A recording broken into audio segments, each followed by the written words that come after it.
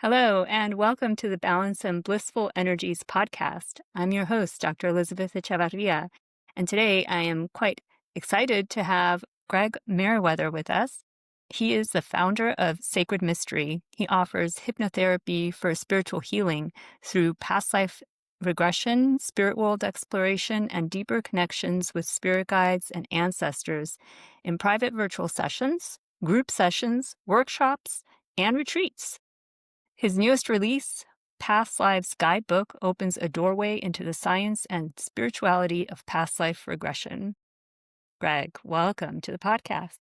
Elizabeth, how are you? It's good to talk with you. Looking forward to this conversation. Yeah, me too. Thank you for joining. So I'd love to open it with a little bit about your background, how you got into hypnotherapy. And I understand it's been many years now doing this. So you can give us a little bit of your background. Yeah, real quick, I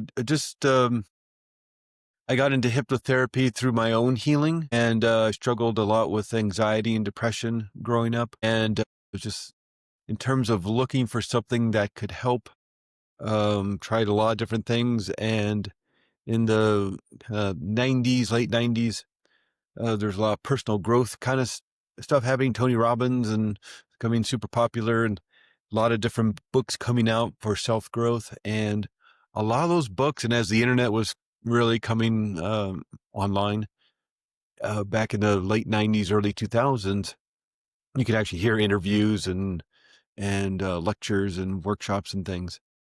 And a lot of them were talking of the 4 or 5 things you could do to change your life. And one of them was always hypnotherapy. And so since the people I was kind of following, I was using their models to help, create change in my life and to create that deeper healing.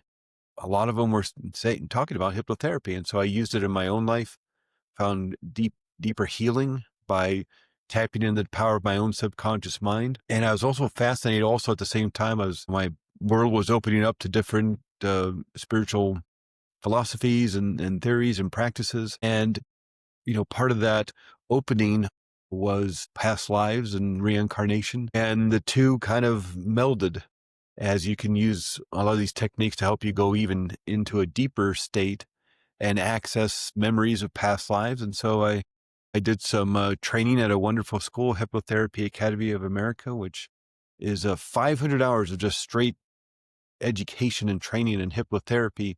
And the last module that they do, the last 2 weeks, that you're doing is past life regression.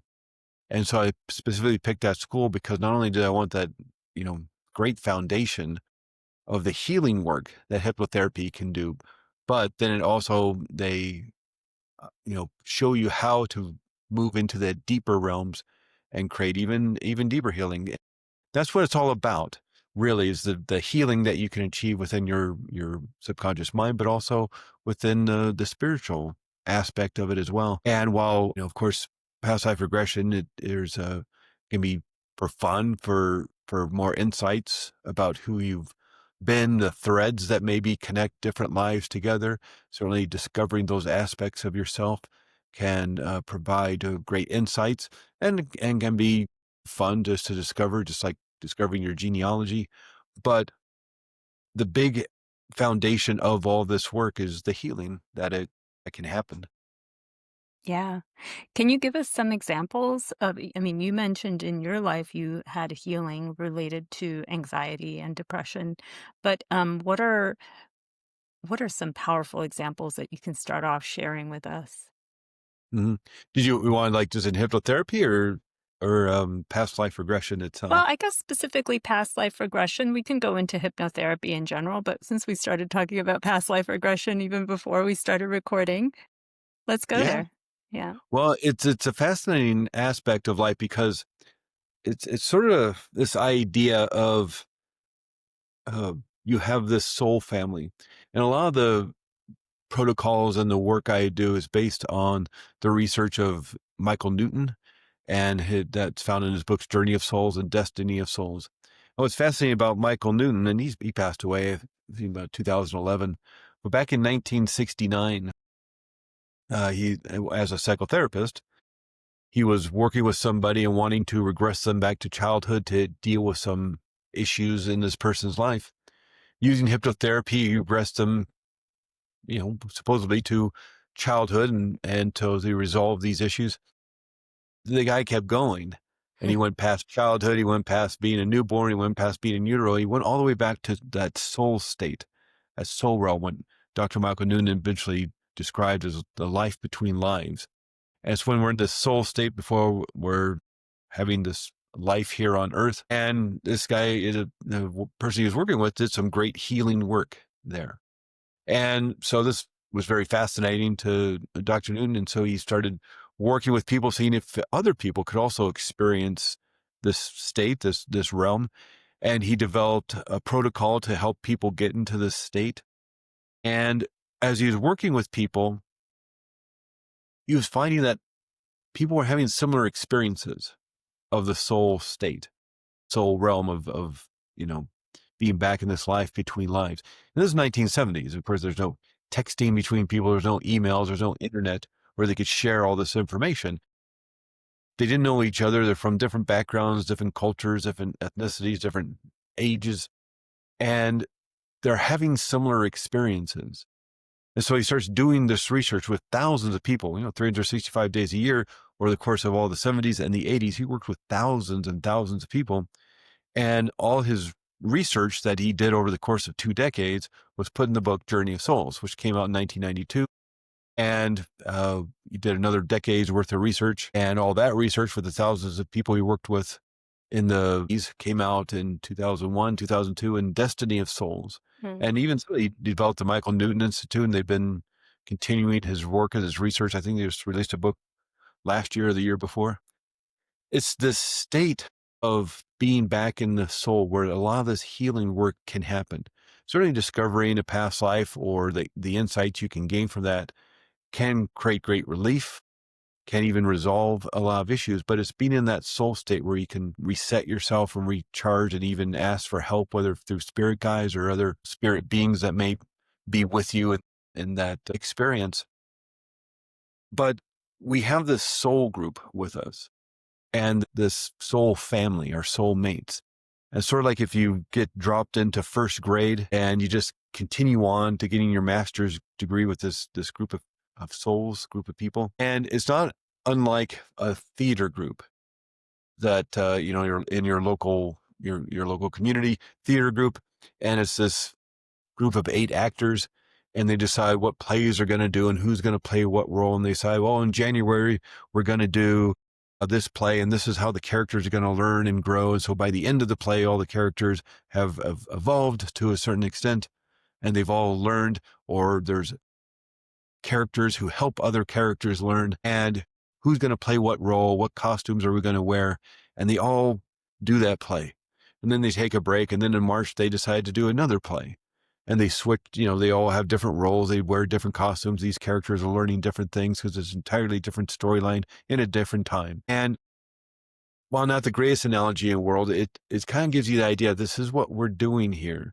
And this is, again, based on the work of Michael Newton and the 50 years of research the Michael Newton Institute and Michael Newton himself has done, that we're coming to this world, to this earth, maybe even to other worlds, to learn and to grow and to heal and to help each other. And again, it's sort of like just going from first grade all the way to getting your master's degree. And maybe we have to start, if we're learning math, with 2 + 2 = 4. And then in the second grade, we are going into our times tables. And then the third grade is long division, fourth grade is fractions, all the way we're getting to high school. And we're learning algebra and algebra 2 and calculus and trigonometry, to getting our master's degree in mathematics. We're doing the crazy equations on the chalkboard.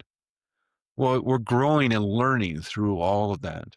And we have to start at the very basics and grow. And so sometimes these lives have threads through them and connections to each other. And maybe we're also connecting that hurt and pain we may have experienced in a past life. Or maybe the past life we didn't do so well, and we need to repeat a grade, or go to summer school, or get tutoring, or something. Or maybe there's just various ways of learning, our times tables.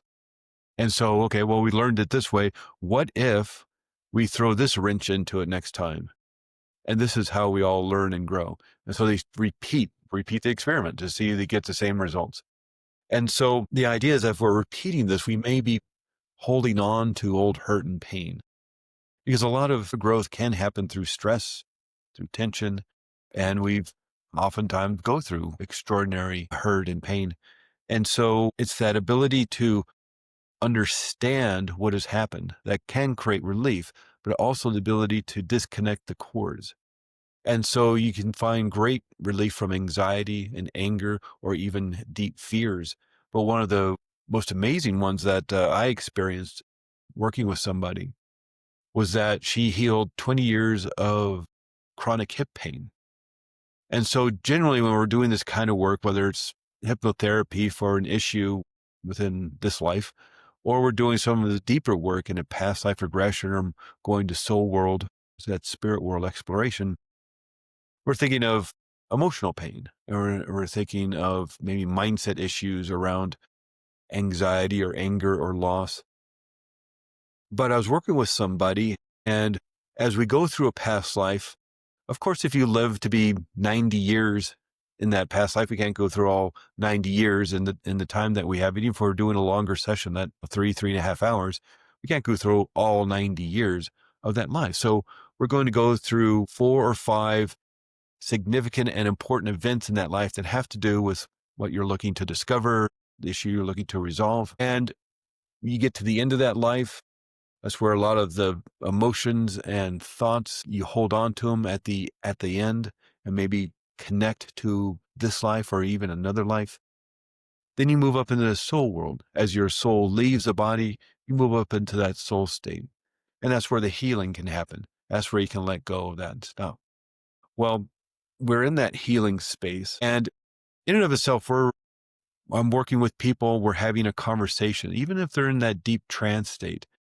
They're still having a conversation with me to help guide and lead and understand their experience, also for the recording so they can listen to it later and remind themselves of the experience they have. You're doing 3 hours. We're doing one of the longer sessions. It's like watching a 3-hour movie. You watch the movie, but maybe a few weeks later, you're starting to forget this part, you forget that part. Well, you have the recording. Well, you can listen to it again, or the transcript, at least go through the transcript and remind yourself of the experience you had. Well, you have to have a conversation. So, and also just to make sure their ecology is okay, they're doing well. And she never mentioned anything about hip pain. It was just something she lived with at that point. She'd been to all the doctors, had the MRIs, had the x-rays, then the physical therapy, did everything. There's no reason for this hip pain. She just lived with it. She even tell me about it.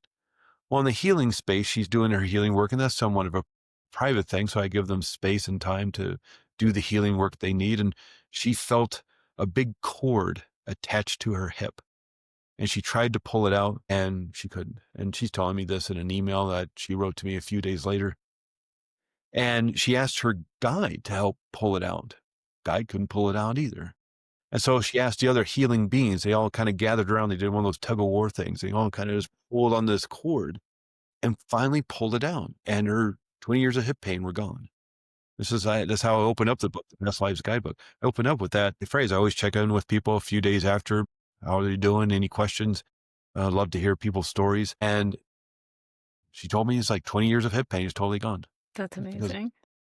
And so that's one of the more extreme examples of what can happen.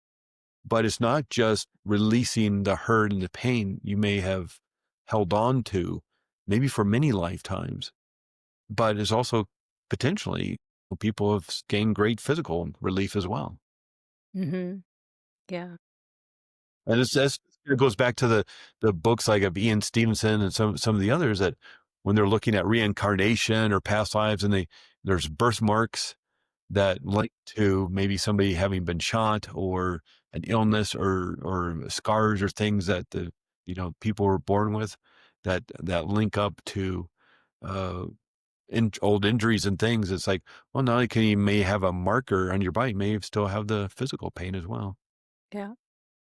Yeah, I personally had one, I've had several past life regressions. One of them was around hip pain. And yeah, and I did find an associated lifetime, did the healing under under hypnosis, and it eased it. It wasn't 100% relief, but I think it was maybe about 70%. And then the rest went away over like gradually over the next few weeks, but I had struggled with that pain for a year and a half by that point. Yeah. Yeah. It's pretty extraordinary the links and connections we may have. And this isn't everybody's story, of course. Again, that's a pretty rare example of what can happen. But the important part and the focus I always bring to it is the healing that can be achieved. Even if somebody, again, just coming for insight and discovery, maybe they read Brian Weiss or they Michael Noon or Dolores Cannon, Right. just exciting and it's new and it's very, very fascinating. And they read other people's stories of their past lives and say, well, I wonder what my experiences would be. That's an extraordinarily valid and worthwhile way of doing this work. But the focus is still, is there any healing that needs to be accomplished, Hmm. known or unknown? And what's fascinating about that story is she never really understood what the hip pain was about. It was just that there was this big cord attached to her hip. Just let it go. Hmm. The coat is uncomfortable. You don't have to understand who made the coat, where it came from, why it was even in your closet in the first place. Why do you keep wearing it? Why are all these rocks in the pocket? Right. Just take off the Just take coat. it off. Yeah, Sometimes absolutely. you just take off the coat. And that's sometimes with this work too. Uh, Right. again, while it's fascinating to kind of see the links and the threads, sometimes Yeah. healing just needs to happen. Yeah. And you mentioned, okay, so healing, there's like the healing that's the emotional healing. There can also be some psychological blocks that could be healed as well, Mm, right? sure, yeah. Yeah. I live up in the mountains of Flagstaff, Arizona. We're about 7,000 feet up in here in the high desert near the Grand Canyon, about 40 minutes east of Sedona, Arizona, if people know where that is. And it gets quite cool. We get snow in the winter down to freezing. And I say that because if somebody's born here and never left, let's say they're born in the 1960s or 1970s, so there's no internet and there's not all that stuff. And they have a deep fear of the ocean, of deep ocean water. They have an extraordinary fear, phobia of ocean water. Even though they're born in the high mountains of Arizona, have never seen the ocean even. There may be links to maybe a past life.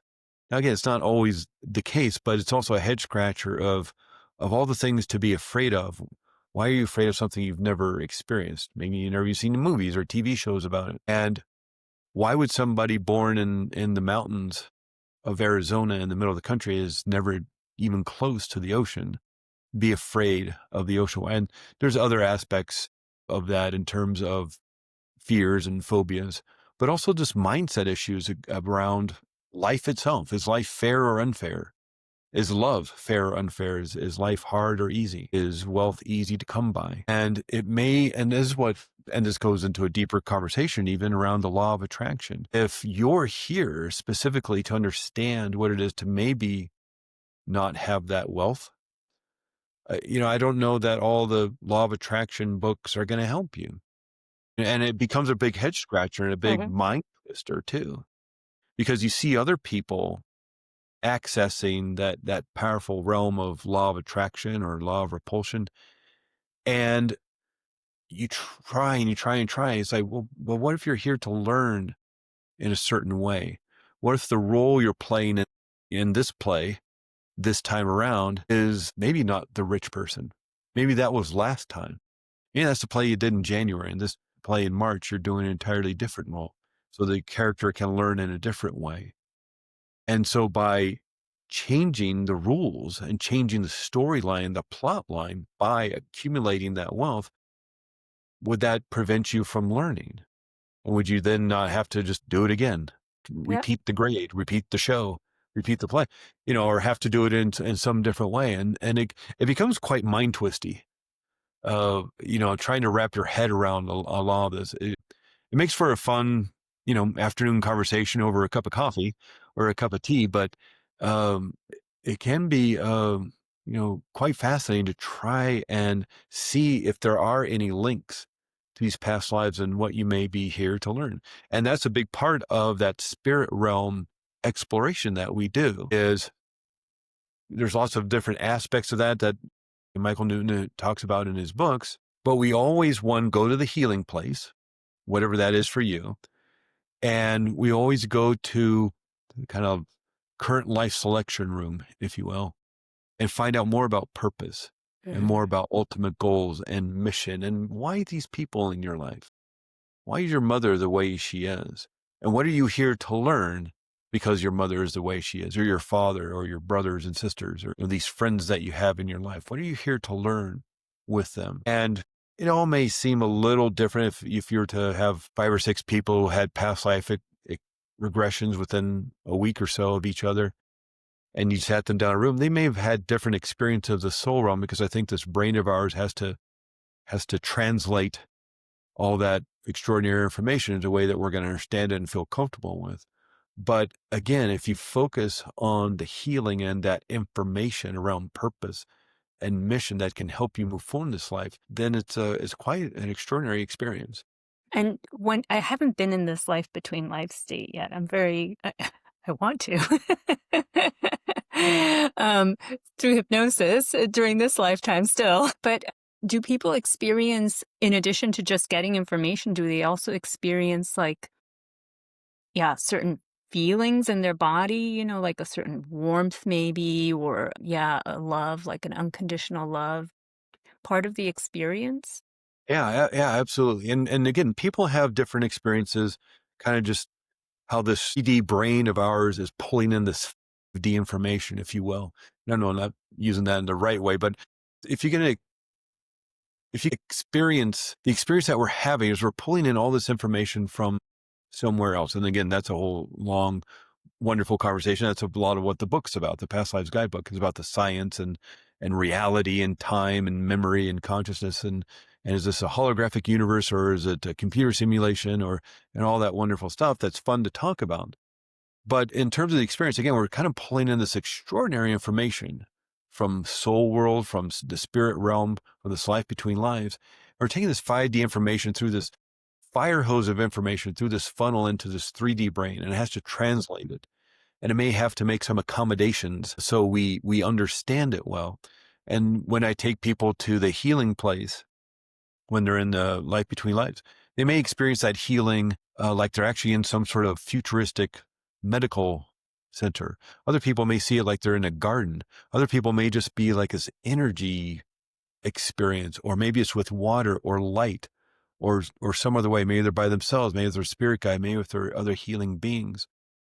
And so they experience this healing of their maybe emotions or mindset, or even a physical healing, or maybe a spiritual kind of recharge or reboot, if you will. But I'm going to guess there's probably not water up in spirit world. But it's a way for them to have that experience in this 3D brain of ours. It has to translate this information, just like a TV, at least one of the old school TVs, has that transducer in it. And so you turn your TV on at whatever Thursday at 9:00 to watch Cheers, and the antennas start vibrating to pull in this one frequency of all the radio signals and TV signals and microwaves and all this stuff going on, let alone nowadays with Wi-Fi and cell towers and all that. But you're pulling in one signal, because otherwise, if you just turn on your radio and you got all 150 radio stations, that's going to be a lot of noise. So you want to focus on one signal. And so this 3D brain of ours is pulling in this one signal, and it's got to translate this information somehow. So we get pictures, you get sounds. And it's kind of a long answer to your short question, but people will experience it in different ways. And we all have these 5 senses. And maybe some people are more kinesthetic, and they're more of a touchy-feely experience in life. And smells are very prominent to them and really bring them back into memories when they have a certain smell. Other people may be more auditory. Some people may be more visual. We know about this in school. There's auditory learners, there's visual learners, aesthetic learners. And these aspects all help bring in that information. And we do a warm-up exercise when we're doing this work. We do a warm-up exercise to warm up those 5 senses and just to show people, you know, if you haven't done this work before, it's quite extraordinary and you're able to do it. Everyone's able to do this work. That was gonna be my question, actually. Is there any belief system or anything that could make this work difficult? Oh, yeah. You could believe it doesn't work. So what are the chances is it gonna work? Right, You okay. if I believe that ships don't float, what are the chances are I'm gonna get on a ship? Oh, it's like, well, I don't believe that works, so I'm not gonna get on a boat.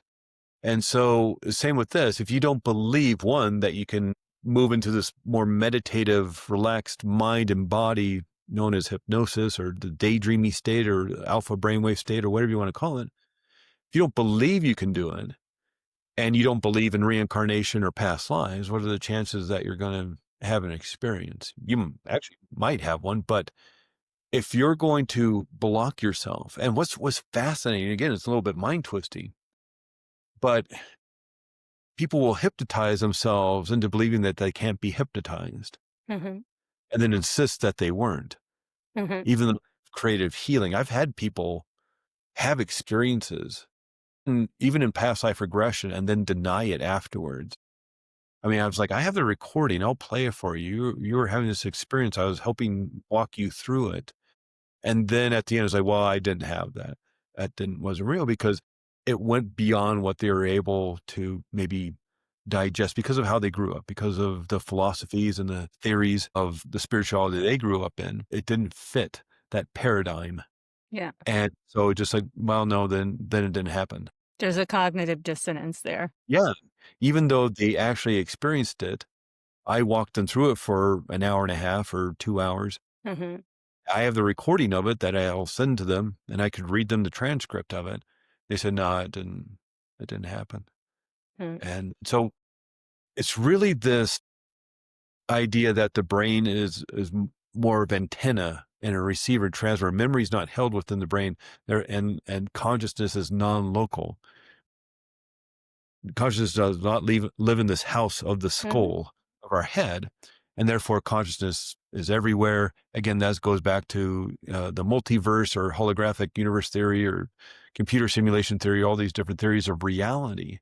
But if consciousness is not held within the brain is actually acting as a receiver and a transmitter and an antenna. And therefore, that's how you're pulling in all this information. Maybe short-term memory of what you had for lunch yesterday and the meeting that you had at work or the homework you got to do for school. But in terms of even issues around, okay, what happened in high school and what happened when you were a little kid on past life regression, that memory may not be held within the brain, mhm. accessing it by pulling it in. Well, and we could talk about various aspects of the brain, like the pineal gland and things like that. It's it's it becomes quite extraordinary and again, quite mind bendy and mind twisty when you think of, well, if memory's not held, and when am I pulling this from? It's kind of like you have these books of your life, like the Encyclopedia Britannica, if people remember those back in the 70s and 80s. We had this 34 volume set of A to Z. That was our internet. And it's just like, there it is. And it's like, if that's all your lives, it's like, oh, I just want to pick a book and just start looking.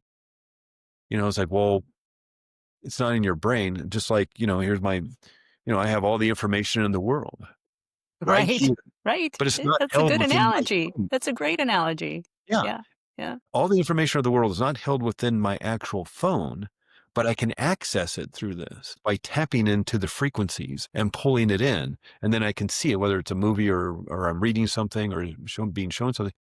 And it's the same idea. This information of the world, of the universe is not held within the brain, but we have the ability to access. And maybe some people have a higher bandwidth than others. Mhm. And then maybe you get, people who are really skilled at being a medium or a psychic or can channel or these other things. And I know there's aspects of that where people kind of fake their way into it, which is unfortunate because there's people who have real talent around that and real skill. And just like I can play the cello, and Elizabeth, you can play the cello, maybe not well, but you can take It a would bow, sound let it pull horrible. the strings, and you can like put your fingers in a chord and pull the strings. It's Yeah, like you're playing the cello, true. but we're not Yo-Yo Ma, No. you know? And so people may have, and like people can remote view or do the kind of lucid dreaming and take themselves to other worlds and things like this. I think we all have a capability of doing an aspect of that, but there may be people who are more skilled and more talented, maybe just the way the brains were formed, or maybe this is what they chose this time around or some other way. But I think we all actually have the ability to do this work if you believe that you have the ability to do it. If you're open to it, basically. So in my experience, I could remain conscious, if that makes sense. My everyday awareness was there and remembered what was going on, what I was seeing, because mostly it's a visual thing for me, visual, and I would say there's a sense of feeling as well. And is that typical that you go through a hypnotherapy session? Because I always, before I ever did it, I thought, oh, hypnosis, you don't remember anything. You're like, the stage shows where you're like, lift your hand up and hop on one foot, that kind of thing. What is your experience with this? With your method, at least, how you take Yeah. people in? You definitely want you to be conscious of it because, again, it's about the healing. If you're not conscious of what needs to be healed, even if it's just a feeling or the noticing a cord attached to your hip or something, you need to be consciously aware of that. So going into some theta brainwave state where you're kind of sleepy and not really awake is not helpful.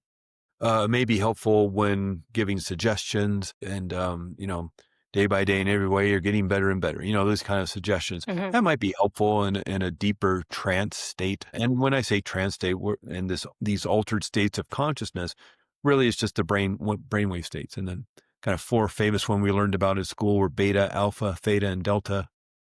Beta being consciousness. It's basically just how fast your brain is operating, how fast the brain cells are communicating to each other.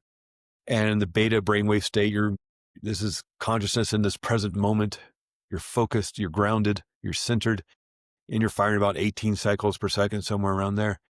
And then when you get in that daydreamy state, maybe remember back in high school math class or that meeting at work last week or something, you just kind of like start kind of daydreaming. You start staring out the window and you're thinking, well, the weekend's coming up and how much fun you're going to have.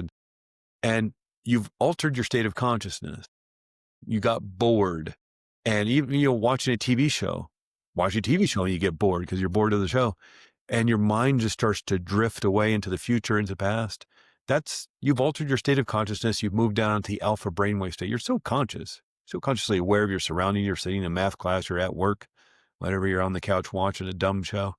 But you've altered your state of consciousness to the point of you've slowed down how fast the brain is communicating to the cells of your brain. So it's something we do all the time. This is just a natural process of being human. We dip down in that alpha brainwave state a lot during the day. And all we do in hypnosis is just take advantage of that. And so you're consciously aware. We want you consciously aware, especially when we're doing the deeper healing work. It's not helpful to just I'm going to count from 5 down to 1. And on 1, you'll be totally unconscious. And then 4 and 5, now you're conscious again. So, well, what happens? Mhm. I created healing for you. Oh, you did? Okay, I guess. It's like, what if you were actually the one doing the work? And that's where this is so powerful. You're the one having the experience. You're the one doing the healing work. Whether it's this present life, just using therapeutic hypnosis, or it's a deeper work of maybe past life regression and spirit world exploration, you're having an experience. And that's why you can talk to me. If I was to ask somebody, I want you to close your eyes and just tell me about the last time you went to a restaurant or a cafe, whether that was yesterday, last week, last month. Tell me about a time when you went out and maybe had coffee with a friend or you had dinner, and tell me about the restaurant, the cafe, what did it look like? How did it feel in there? Was it busy? Was it, non-peak hours? What'd you have? What'd you talk about? You're having a memory. Mhm. And while you're in an altered state of consciousness because you've slowed down to be in the alpha brainwave state to access that memory in the past, you can still talk with me. And now tell me about high school. Did you do sports? Did you play music? Were you in the theater? group where you smoking cigarettes outside, behind the gym. Prom. Did you go to prom? What did you wear? Who did you go with? Who was prom queen? Who was prom king? These are memories you're accessing. Again, through this altered state of consciousness of being in the alpha brainwave state, all we do in past life regression, we go a bit further. And so right now we're kind of in the shallow end of the pool, asking about lunch last week, asking about high school, maybe with your earliest memory at 8 years old or 5 years old or 2 years old. Well, all we're going to do is go into the deep end of the pool. It's the same pool. We're just going to go over to the deep end of the pool and access even further back into a past life and then the memories of being up in the soul world. So you need to be conscious of it because I want to hear about it. Mm-hmm. And again, not only just to help kind of facilitate and guide and make sure you're okay, because of what if you get dropped into the war zone? Mm-hmm. I'm just going to sit back and twiddle my thumbs and hope you're okay. Mm-hmm. Or if you're having a real intense experience, maybe that needs some guidance and facilitation. Maybe you need to be drawn out of that. Mm-hmm. I need you to pull out of that. I need that to go dark. I need the movie to be over. And now let's move to another event that is more pleasant Mm-hmm. and more full in or whatever it needs to be. And then moving into that last day of that life and then moving into the soul world, we're having conversations. I want to know what it feels like to you to be in soul state. I want to know who's greeting you at the gateways to soul world. Is it your soul family? Is it just one person? Is it your spirit guide? And there's also an aspect of this work, especially when we get to the soul world. It's very pleasant. You were talking about feelings and things. It can be very calm and peaceful. You may have sensations and feelings you haven't experienced before or have in a long time. May feel very familiar, but a very warm and friendly, loving realm. And it's sort of like sitting in a jacuzzi. You don't want to get out of the jacuzzi. You just want to sit in the jacuzzi and hang out with your friends. Like, okay, well, we can do that for a little bit, but we need to move on. We need to go to the healing place. We need to find out more about your purpose in this life and the current life selection. I mean, there's other places to go. Yeah. And so that's also helpful. It's like, well, if you get stuck sitting in the jacuzzi because it's warm and bubbly and wonderful, it's like, okay, well, have that experience for a moment, but we need to move on and I need you to move to the next experience you need to have. Mm-hmm. So that's where the communication back and forth comes in. And I'm guessing, just having my own experience with past lives and telling somebody about it, you're probably only explaining 20% at the most, probably 10% of the experience. Well, I seem to be in a home and there's a couch with a kind of a velvety pattern and some books on the shelf. Okay, well, that kind of explains it a little bit, but not a whole lot. Mm-hmm. And so they explain, but I'm guessing, they're only given 10 just from my own experience and just the vague descriptions of things sometimes people give. But they're only explaining a little bit, but it's enough for them later down the road to remind themselves of what it looked like and so they can continue analyzing it, their information. And I have a question actually about going back there later after the session, right? Or if it's necessary, can people go back into either a previous lifetime or into this life between lives stage with certain guided meditations or certain instructions that you give them? Yeah. Oh, you mean like using a recording or? Yeah, or do you have do you offer, I think I saw on your website that you offer like a guided meditation or something for past life or for, I don't know, for some type of hypnosis. There are certainly hypnosis tapes out there, but specifically for the type of work that you do. Yeah, you can use recordings. You can do it on your own. Uh, Again, it's just sort of like if you're on your own and you want to remember high school, you can do that on your own. And there are recordings. I have recordings on my website about past lives to focus on your purpose or healing or connecting with your soulmate and things like that. But it's also a very kind of generalized experience. Yeah. Because that recording has to be made for multiple people. Of course, people can do this on their own. The thing with doing it on your own, you may just forget the questions you wanted to ask because you'll write them all down. I have people send me a list of questions or people they want to, know more about in terms of if they're their primary soulmate or they've had other experiences in past lives with these people in their life. because you get into that altered state of consciousness, you get down that alpha brainwave state, and it's a lovely place to be. It can be very relaxing and restful and rejuvenating, but it also your mind flutters away. So you may forget those questions you wanted to ask. You may forget all the people you wanted to focus on. And again, you may get stuck in the jacuzzi because it's so wonderful and so amazing. It's like, how about I just sit in the jacuzzi? Well, it's not Fun. bad, right? I said, go Fine relax a little experience. bit in the jacuzzi. Yeah, it's fine to hang in the jacuzzi. But if your goal was to find healing, if your goal was to find out some answers, some resolution to some questions or some solutions, and you just get stuck in the jacuzzi, it's like, well, then you didn't really fulfill uh, your goal for the session. And that's where a facilitator working one-on-one comes in. You can do this on your own. You can do this with a recording, maybe even make a recording for yourself that can be very specific on where you want to go or how you want to line it up or something. But also the main issue with working with a facilitator or a guide who's been highly trained is that they can help you if something goes awry in terms of you are dropped down into the war zone or the fun experience you're looking for on that afternoon becomes really intense. Mm-hmm. A story in the book I wrote, this comes from my training. One of the teachers who was doing, and this was just kind of an off, waiting for class to start again, everybody to come back from the bathroom and just chit-chatting. He was talking about how when he was being trained to do hypnotherapy and past life regression, is like 1990, 1991. He was telling his friends, like, oh, I'm going to learn hypnotherapy. I'm training with all these people. I'm going to learn past life regression. And his friends are, oh, my ex-wife did past life regression. And she went up just to have fun and have an experience, read the Brian Weiss book and thought this would be a fun experience to have.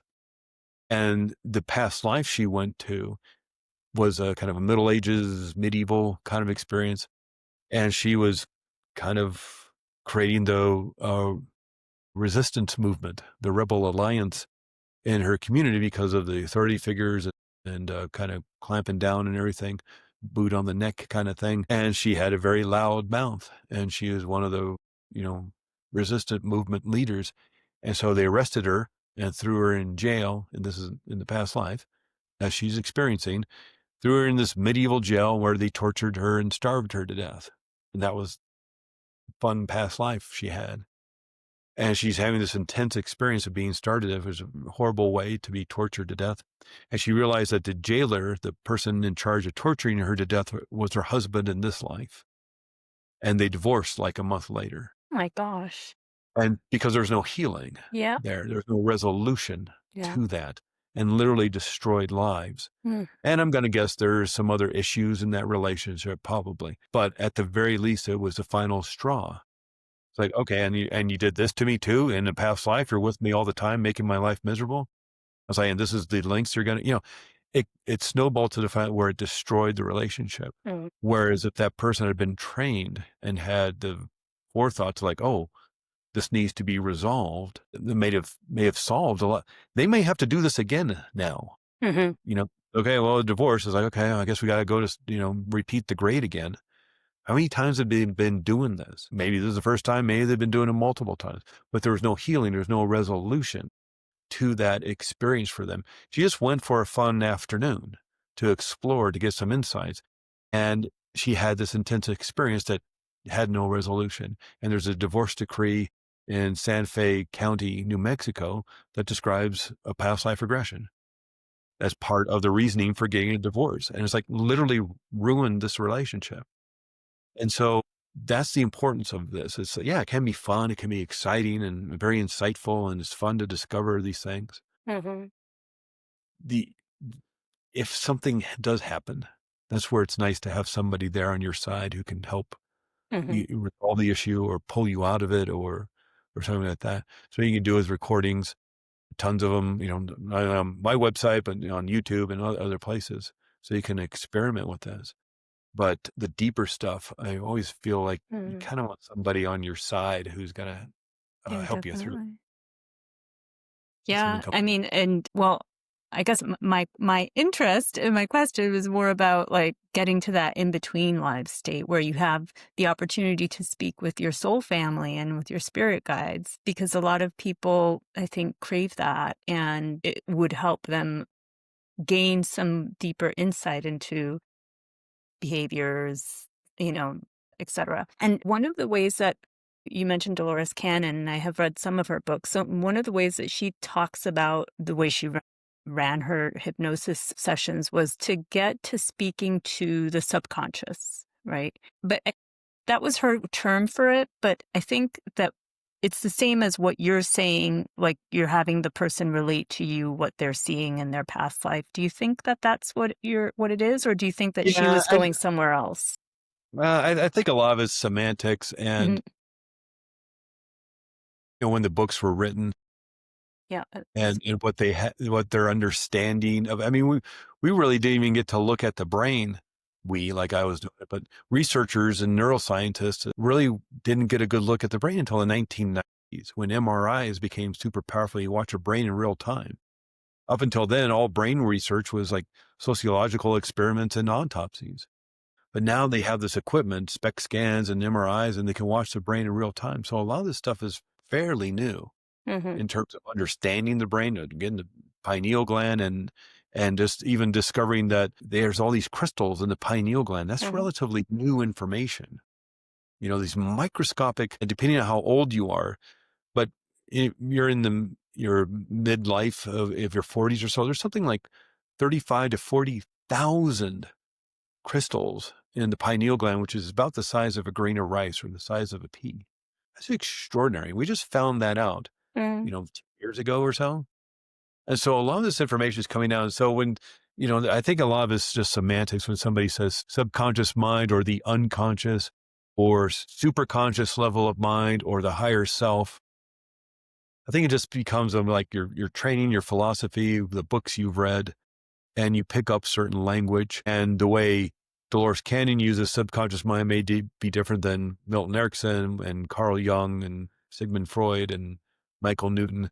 They may all have different ways of using that word and their meaning behind it. Hmm. And so there's this aspect of self, and that we can access, you call it higher self or super conscious level of mind, or, whatever the terminology may be, using the pineal gland, using the third eye, using your inner sight, using the mind's eye. Again, I think it's all kind of describing the same thing. You're just using different terminology. And Hmm. think sometimes it gets a little wiggly, just because of maybe somebody was writing back in the 1960s or the 1970s or something like that. Yeah. But the concept, though, to staying with the whole, subconscious of that iceberg, right? Where our conscious mind is just the tip of the iceberg and the subconscious is Yeah. huge, right? And then maybe even like the collective conscious goes beyond the iceberg itself, right? Yeah. um, but if we're using that rubric, that framework, when you're going into past life regressions and into that in-between state, in a way, it's kind of the subconscious, isn't it? Yeah. Yeah. And again, I think a lot of it's semantics, but in terms of dropping down from that beta brainwave state down to the alpha brainwave state. And of course, then, well, what if you moved up higher into the gamma brainwave state where you're firing even faster, like the monks from the Himalayas and the Buddhist monks and people in that flow state? It's like there, there's all these different altered states of consciousness. And now there's even, the discussion comes that there is no conscious or subconscious. There's just mind. Okay, well, I get what you're saying. And it's an interesting conversation, but in kind of the realm of let's just do the work. It's like, yeah, let's drop down into that subconscious part of mind, because there is an aspect of mind that we're unconscious of. That's running the immune system, running the digestive system. You have a cut on your finger, you don't have to think about it. It gets healed. You ever had that experience where there's a scrape on your arm? And your friend's like, what'd you do your arm there? That's a pretty big scrape. You're like, I have no idea. It scabbed over. White blood cells got sent to this exact spot to fix the cut, to fix the scrape. created new tissue, created new skin. In a week or so, you're not going to remember it was there. And all these aspects, bringing in all this light through our eyeballs and then turning it into images so we can understand the world around us. It's pretty extraordinary. But we don't have to think about any of this stuff. And so there is an aspect that it's unconscious. It's part of the subconscious mind. And also that part of mind that's holding on to hurt and pain. And again, it's partly as a form of protection to armor ourselves. We don't want to experience it again. So what better way to prevent ourselves from experiencing it than hold on to it and say, does this look like that? Does this like that? Just holding up this picture. This is the hurt and pain I experienced as a kid. I don't want to do it again. But it's also exhausting and maybe not the best way to protect yourself. And that needs to get resolved in some way. And that's just current life stuff, let alone accessing a bigger part of yourself, accessing that soul state. And however that's done, how do people remote view? What part of the brain is being accessed? When somebody remote views and put their consciousness on another part of the planet, you mean underground bunkers and, all sorts of crazy stuff. There's a whole chapter in the book about remote viewing and the experiments the United States government was doing back in the 70s and 80s. I'm sure they're still doing. If it worked, they didn't stop doing it. They said they closed it down in the 90s out of embarrassment, but I'm sure they just changed the name of the program and moved the offices across the hallway. Right. If it worked, they'd still be doing it. And they spent millions of dollars over decades researching this remote viewing ESP and getting extraordinary results. Of course, not every time, but they're getting extraordinary results. And people can train themselves to remote view. Like there are protocols that are published. Yeah, there's trainings out there. Yeah. When the Freedom of Information Act all came out and people weren't believing it, so a lot of remote viewers started writing books about their experiences. And then it's like, well, how do you get people? That's the Monroe Institute, Robert Monroe, and all his books. They'll show you how to do it. And the only way you can do that is if consciousness is non-local.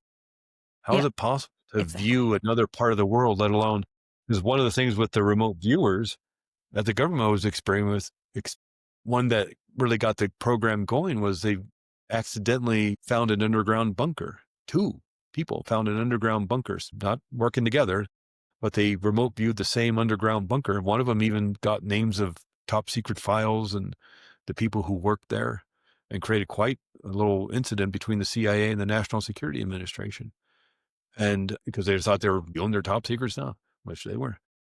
And so it's pretty extraordinary that somebody could do that. Now, I don't know, everybody has the ability to go that far, but it seems like we can all play the cello. We're not all yo-yo ma, but the extraordinary thing about that work of remote viewing is they could also move forward and backwards in time. And if you can see the past, well, maybe you can see past lives as well. And so all starts to wrap around each other. And what my hope with the book is that by the end of the book, there's enough evidence to show that not only past lives, we've done this before, but that we have the ability to access that information as well. Again, whether just for insights and discovery, but also for healing. For healing. And to access gifts, right? So do you have any experience with that where clients would retrieve an ability that they didn't have in this current lifetime? I've never had that experience, but it's quite fascinating. And especially the whole, what's it called? The savant syndrome, spontaneous savant syndrome, where somebody will get a traumatic brain injury and then wake up out of the coma or out of being unconscious with an entirely new skill that you didn't have before. Now, I've never experienced somebody doing that or helped somebody do that, but and this is very rare, but somebody getting hit in the head with a baseball goes unconscious, comes out of unconsciousness or a coma or car accident or drowning or, almost drowning, and they speak Spanish fluently, or they're a virtuoso piano player, even though they never played before. And so this comes up, well, then how do they get that information? It's like they've just downloaded it, because we thought before that you had to practice and practice and practice, whether it's you're playing the piano or learning a language, you got to practice and practice. And we're creating that muscle memory, especially around sports or music, playing guitar, violin, you're making that muscle memory. Of course, muscles don't have memory, but the idea that we're creating these neural pathways and making them stronger and faster the more we practice. Well, what if that's not what's happening? What if those neural pathways that are getting stronger and faster and thicker and stronger, what if those neural pathways are antennas that are pulling in that information on how to play the piano, on how to speak Spanish, on how to do some extraordinary thing like mathematics? Mhm.